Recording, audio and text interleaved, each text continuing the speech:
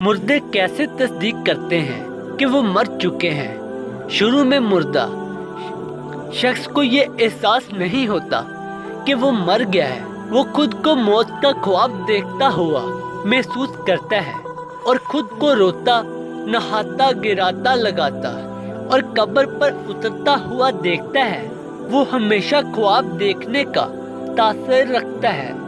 جب وہ زمین پر ڈھیر ہو جاتا ہے پھر وہ چیختا ہے، لیکن کوئی اس کی چیخ نہیں سنتا۔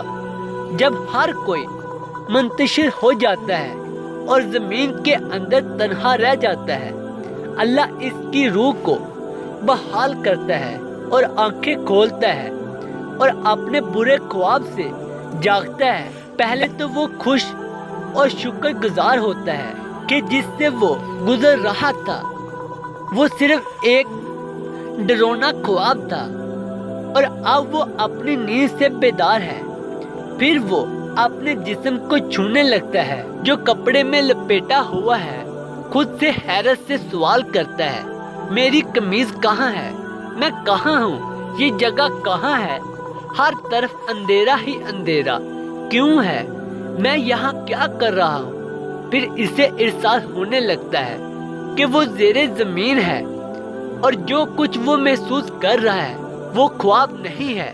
اسے احساس ہوتا ہے کہ وہ واقعی مر گیا ہے۔ وہ ہر ممکن حد تک زور سے چیختا ہے، پکارتا ہے۔ اس کے رشتہ دار جو اس کے مطابق اسے بچا سکتے تھے اسے کوئی جواب نہیں دیتا۔ وہ پھر یاد کرتا ہے کہ اس وقت اللہ ہی واحد امید ہے۔